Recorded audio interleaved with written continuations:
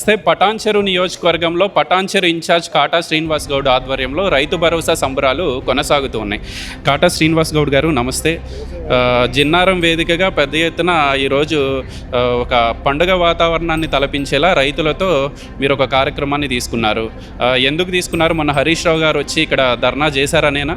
దానికి ఉద్దేశించే అవసరం లేదు. మా లక్ష్యం మేము ఏదైతే మాట ఇచ్చినామో ఆ మాట మీద నిలబెట్టుకోవడమే మా అంతిమ లక్ష్యం. మేము రైతులను కాపాడుకోవడమే అంతిమ లక్ష్యం. మేము రైతులకి రైతు భరోసా కింద ఏదైతే మొత్తం గుమ్మడిదలతో కలుపుకొని 28,000 మంది రైతులు ఎవరైతే ఉన్నారో, నిజంగా పంట పెట్టుకొని పంట సాగిస్తున్నారో వారికి ఇప్పించాలని ఉన్నది. ఇప్పించారు. నిన్న రాత్రి వరకు కొంచెం ఆలస్యమైంది కాబట్టి నేను రాత్రి వరకు పడినాయి కాబట్టి ఈరోజు సంబరాలు చేస్తూ ఉన్నాం. అంటే 2 సార్లు ఎగ్గొట్టారు, 3వసారి ఇచ్చి ఈ సంబరాలు ఏంటి అని చెప్పి బీఆర్ఎస్ నాయకులు ప్రశ్నిస్తూ ఉన్నారు. పార్టీ మీ అందరి కూడా చరిత్రలో ఎప్పుడు కూడా కాంగ్రెస్ పార్టీ రైతుల పక్షాన రైతుల మేలు కోరుకుంది. కాంగ్రెస్ పార్టీ ఈరోజు ఏకకాలంలో మాట ఇచ్చినట్టు 2 లక్షల లోపు రుణమాఫీ చేస్తా అని చెప్పి కాంగ్రెస్ పార్టీ ఎక్కడ కూడా మాట తప్పలే. దాదాపుగా 22-23 వేల కోట్ల రూపాయలు ఏకాలంలో రైతులకు రుణమాఫీ చేసిన చరిత్ర కాంగ్రెస్ పార్టీది. బహుశా నాకు తెలిసి దేశంలో కూడా ఎక్కడ కూడా జరగకుండా ఏ రాష్ట్రంలో కూడా. కానీ ఈరోజు ముఖ్యమంత్రి గారు రేవంత్ రెడ్డి గారు, ఈరోజు మా ప్రభుత్వం ఈరోజు రైతుల పక్షాన్ని నిలబడింది. ఈరోజు రుణమాఫీ చేసింది. ఈరోజు 9,000 కోట్ల రూపాయలు ఈరోజు రైతు భరోసా కింద ఇచ్చింది. అంటే రైతు పక్షాన్ని ఎప్పుడూ నిలబడింది కాంగ్రెస్ పార్టీ చరిత్ర మొత్తం చూసుకుంటే కూడా తప్ప వేరేది కాదు. వాళ్ళ స్వార్థాల గురించో, వాళ్ళ రాజకీయాల గురించో, వాళ్ళ రాజకీయ లబ్ధుల గురించో ఈరోజు చూద్దాం. 9 రోజులలో చెప్పింది కదా 9,000 కోట్లు ఇస్తాను ప్రభుత్వం చెప్పినప్పుడు 4 రోజుల క్రితమే వచ్చి ఈరోజు లొల్లి పెడితే ఎంతవరకు సభం అని అడుగుతా ఉన్నాను నేను. అంటే కేవలం స్వార్థం గురించి, రాజకీయాల గురించే ఈరోజు రైతుల మీద ప్రేమ చూపిస్తున్నట్టు చేస్తూ ఉన్నారు కదా. కానీ ఈరోజు నిన్న బట్టి 9 రోజులు నేను అయిపోయినాక ఈరోజు చేయాలి. అసలు యాక్చువల్గా ధర్నాలు చేయాలంటే రైతుల మీద మీకు ప్రేమ ఉంటే, నిజంగా రైతులకు ఏమన్నా మీకు నిజంగా వికాసమైనటువంటి రైతుల మీద మీకు ఏం ప్రేమ ఉంటే. అంటే 2 విషయాలు సందర్భం వచ్చింది కాబట్టి అడుగుతున్నాను. గతంలో జిన్నారంలో సర్వే నెంబర్ 1కి సంబంధించి ఆ రైతుల పక్షాన మీరు నిలబడ్డారు, కోర్టులో కొట్లాడారు, ఆ రైతుల్ని కాపాడే ప్రయత్నం చేశారు. ఇంకా జంగంపేటకి సంబంధించి చాలా ఇష్యూలు ఉన్నాయి అని చెప్పి మొన్న ఇదే హరీష్ రావు గారి ఆధ్వర్యంలో ఇక్కడ స్థానిక నేతలు ప్రస్తావించారు. రైతులకి కొన్ని సమస్యలు ఉన్నాయి, అవన్నీ కూడా సాల్వ్ చేయాల్సిన అవసరం ఉంది మీ ఆధ్వర్యంలో. బరాబర్ చేస్తామన్నా. ఆ రోజైనా మా ప్రభుత్వం లేనప్పుడైనా, టీఆర్ఎస్ ప్రభుత్వం ఉన్నప్పుడైనా నిలబడ్డది రైతుల పక్షాన మేమే. ఆ రోజు ఈ జంగంపేట కావచ్చు, ఆ రోజు ఉన్నటువంటి జిన్నారంలో 1వ నంబర్ సర్వే నంబర్లు కావచ్చు, కోట్లకి రైతులను నేను తీసుకెళ్ళి ఆ రోజు స్టేలు తీసుకొచ్చి ఆపినటువంటి పరిస్థితి మాది. ఆ రోజైనా మేము కాంగ్రెస్ పార్టీ రైతుల పక్షాన్ని నిలబడి కొట్లాడింది. ఈ రోజైనా మా ప్రభుత్వం వచ్చినాక కూడా కాంగ్రెస్ పార్టీ రైతుల పక్షాన్ని నిలబడితే వాళ్ళకి ఖచ్చితంగా సంపూర్ణమైనటువంటి విశ్వాసం మాకు, తప్పకుండా వాళ్ళకి ఏదైనా న్యాయం చేస్తాం.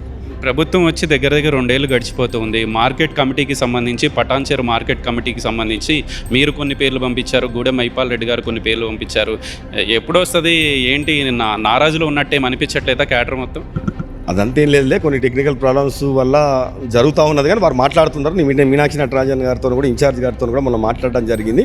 నాకు తెలిసి బహుశా త్వరలోనే దాన్ని కూడా క్లియర్ అయిపోతుంది. అండ్ చివరిగా ఒక సూటి ప్రశ్న, మీరు నీలం మధు గారు, మీరు గూడెం మైపాల్ రెడ్డి గారు కలిసి పనిచేస్తూ ఉన్నారా కాంగ్రెస్ పార్టీలో? నేను పటాన్చెరు కాంగ్రెస్ పార్టీ ఇన్ఛార్జిని. పార్టీ ఒడిదొడుగులున్నా, పార్టీ కష్టాలలో ఉన్నా, జెండా వదిలేసి అందరూ వెళ్ళిపోయినా కాటా శ్రీనివాస్ గౌడ్ జెండా పట్టుకొని, కార్యకర్తలు పట్టుకొని నిలబడ్డాడు కాటా శ్రీనివాస్ గౌడ్. నేను అదే మాదిరిగా ఆ రోజు ఉన్నా, ప్రభుత్వం లేనప్పుడు అదే మాదిరిగా ఉన్నా, ప్రభుత్వం ఉన్నప్పుడు వచ్చినప్పుడు అదే మాదిరిగా ఉన్నా. నాది, నా కార్యకర్తలు, ప్రజలు, పటాన్చెరు నియోజకవర్గంలో ఉన్నటువంటి ప్రతి ఒక్క కార్యకర్తను కాపాడుకునే లక్ష్యంగా నేను నా ప్రయాణం ఉంటుంది తప్ప నేను వేరే రాజకీయాలతో మాట్లాడే పరిస్థితి ఏం లేదు. అండ్ ఫైనల్గా స్థానిక సంస్థల ఎన్నికల్లో మీకోసం కష్టపడి పనిచేసిన వాళ్ళు, మొదటి నుంచి ఉన్న నికార్సైన కాంగ్రెస్ కార్యకర్తలకి ఏమన్నా బీఫామ్లు వచ్చే పరిస్థితులు ఉన్నాయా? తప్పకుండా నేను కార్యకర్తలకు అందరూ కూడా విజ్ఞప్తి చేస్తూ ఉన్నా. వాళ్ళందరూ కూడా ఈ సందర్భంగా న్యూస్ 16 ద్వారా తెలియజేస్తూ ఉన్నా. కార్యకర్తలు ఎవ్వరు కూడా అధైర్యపడద్దు. నికాసమైనటువంటి కార్యకర్త, కాంగ్రెస్ పార్టీ కార్యకర్తకే బీఫామ్లు వస్తాయి. వాళ్ళు గెలిపించుకునే బాధ్యత కూడా నేనే నా భుజాల మీద వేసుకొని నేను తీసుకుంటానని చెప్పి కూడా ఈ సందర్భంగా నేను తెలియజేస్తా ఉన్నా. బాధ్యత మొత్తం నాదే. ప్రతి ఒక్క కార్యకర్తకు బీఫామ్ ఇచ్చి వాళ్ళని గెలిపించే బాధ్యత కాటా శ్రీనివాస్ గౌడ్ అని చెప్పి ఈ సందర్భంగా నేను తెలియజేస్తాను. ఫైనల్గా మీరు మొన్న మంత్రిని కలిశారు. ఏదైతే ఈ ఔటర్ రింగ్ రోడ్ పక్కన, లేకపోతే ఈ పటాన్చెరు నియోజకవర్గంలో రైతు భరోసా పడలేదని చెప్పి తుమ్మల నాగేశ్వరరావుని కలిశారు, దామోదర్ రాజనరసింహని కలిశారు. కొంత వాళ్ళ దృష్టిలోకి పటాన్చెరు బలంగా వెళ్ళిందని నేను అనుకుంటా ఉన్నాను. వాళ్ళు ఏం చెప్పారు? రాబోయే రోజుల్లో కూడా మీరు కలవాల్సి ఉంటుంది రైతులకు సంబంధించి. తప్పకుండా వాళ్ళు చెప్పింది కూడా అదే. తప్పకుండా ముఖ్యమంత్రి గారి దృష్టికి కూడా తీసుకెళ్తాం. ఇక్కడ ఎందుకంటే రింగ్ రోడ్ చుట్టుముట్టు కొంచెం ఏంటంటే రియల్ ఎస్టేట్ వ్యాపారంతో అంతా కూడా ప్లాట్లు, లేఅవుట్లు అయిపోయినాయి కాబట్టి దానికి కొంచెం టెక్నికల్గా ఎంత ఉన్నది. ఇప్పుడు నికాసమైనటువంటి పంట చేసుకున్నటువంటి రైతుకి చెందాలి రైతు భరోసా. కాబట్టి దాని గురించి 2 ఆలస్యమైన తప్ప ఇవ్వద్దన్న ఆలోచన కాదు, ఇంకోటి కాదు. కాబట్టి వారి దృష్టికి తీసుకెళ్తే వెంటనే వారు అధికారులతో కూడా మాట్లాడారు, ముఖ్యమంత్రితో కూడా మాట్లాడతామని చెప్పారు, వారితో కూడా మాట్లాడిండు. వికాసమైనటువంటి రైతులు ఎవరైతే పంట సాగించుకుంటున్నారో పంట పెట్టుకున్నారో వాళ్ళకి ఇవ్వాలని చెప్తే 22,000 మందికి ఇవ్వాల్సి అని చెప్పి అధికారులు కూడా చెప్పారు. దానికి వెంటనే నిన్న 13 కోట్ల రూపాయలు నిన్న వేయడం జరిగింది సార్. రైతులు వెయిట్ చేస్తూ ఉన్నారు మీరు.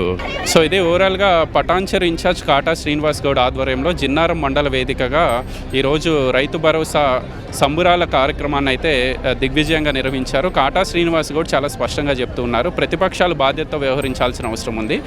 9 రోజుల్లో 9,000 కోట్ల రైతు భరోసా వేస్తాము అని చెప్పి ప్రభుత్వం చెప్పినప్పుడు 5వ రోజు 6వ రోజు మాజీ మంత్రి హరీష్ రావు జిన్నారంకి వచ్చి ధర్నాలు రాస్తారోకోలు చేయడం కరెక్ట్ కాదని చెప్పి ఆయన చెప్తున్నారు. అండ్ ఇంకొక విషయం మీద కాటా శ్రీనివాస్ గౌడ్ ఒక క్లారిటీ ఇచ్చారు. నీలం మధు కానివ్వండి, గూడెం మైపాల్ రెడ్డి వీళ్ళు ఎవరైతే ఉన్నారో వీళ్ళు కూడా కాంగ్రెస్ పార్టీలోనే ఉన్నారు కాబట్టి నేను కాంగ్రెస్ పార్టీ కోసం పనిచేస్తాను తప్ప నాయకుల కోసం పనిచేయను.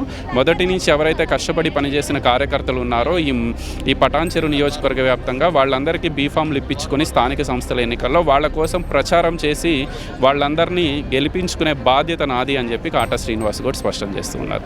వీడియో జర్నలిస్ట్ సంజయ్తో గోపికృష్ణ, న్యూస్ 16 జిన్నారం మండలం నుంచి.